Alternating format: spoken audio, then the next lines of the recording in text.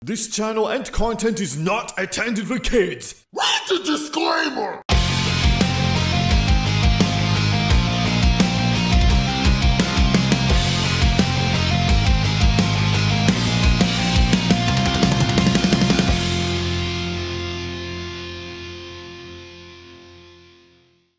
Hey, what's going on everyone? I am UltraSonicHero and welcome to a brand new video.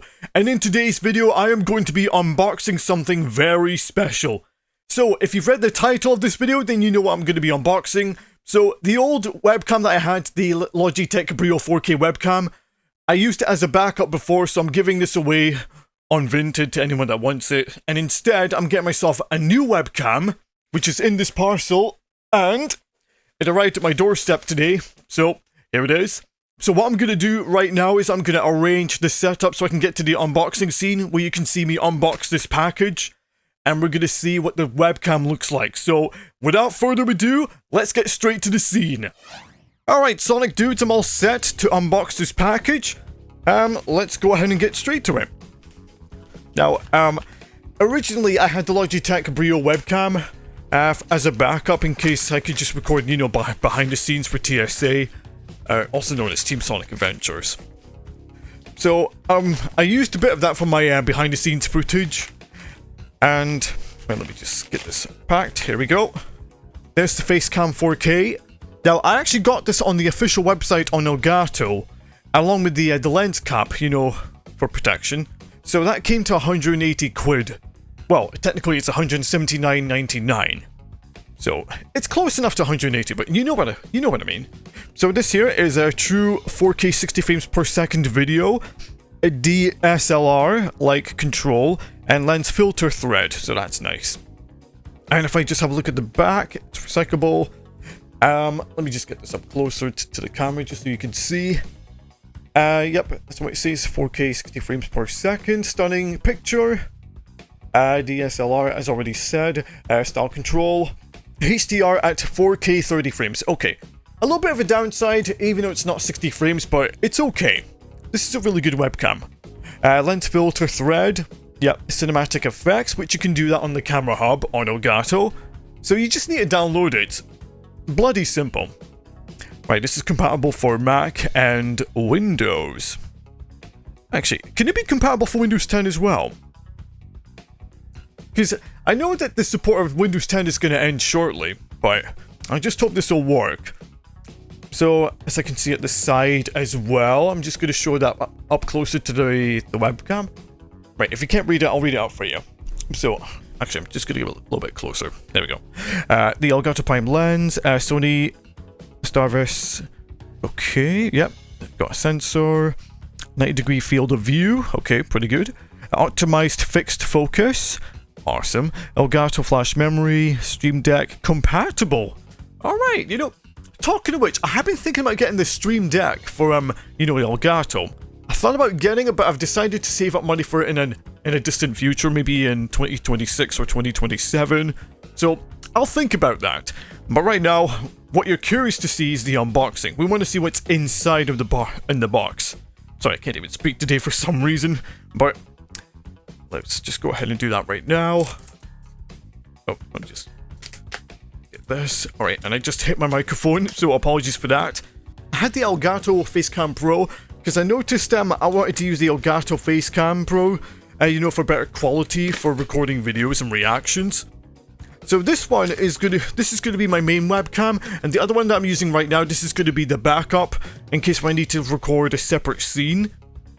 So, the moment I saw this on the website and that they released it early, I was keen to get one of those. And the price was very reasonable. Because the webcam pro that I got was 220 something quid, I think. And this one came together about 179, as I already said before. So, there's the cable. Oh wow! It's got a bit of fabric on the cables, which is nice. There's the USB-C cable, which is nice. Very well packaged. There is the manual instructions in different languages, which is good. How thoughtful of them. Right, I'm just going to put it down there. There's the little stand, or whichever you want to use it for. You can use it as a stand or you can attach it to your monitor, however you like. So, very nice of them. I just realized, I think this is the same stand that I've got for the Elgato Facecam Pro. Just realized about that. Right, let me just... I'm a bit of a fiddle here trying to get the webcam. Okay, here we go. So, we're just going to go ahead, remove the sticker if I can. Sometimes a little bit fiddly today, but I'm just excited to unbox this. Oh wow, look at this. Look at that. I got it in white. You can even pick it as black and a bit of gradient green. I'm trying to remember what the other color was. It was like a little pattern in squares but in grey. I think you can get that as well, but look at this. I love the lens. It looks really good. It's even got the Facecam 4K button, which is... Oh no, it's just like a little thing. I thought it was a button at first, but no, it's fine. Right, there's a little slot that goes in with the cable. You can just plug that in. Easy peasy. This is the attachment for the webcam. Goes just up here. So, I'll actually screw that in right now. Right, give me just a moment. I'm just going to go ahead and fasten this in without damaging the lens. It should look like this. There we go. Right, I'll put that down for now. Right, is there anything else that came with the package? No? Alright, there's nothing. Well, I would have liked it if they had the lens. Oh wait, I missed out something. I knew that I missed something, so it's a good thing I double checked. So, here we go. There's the private lens.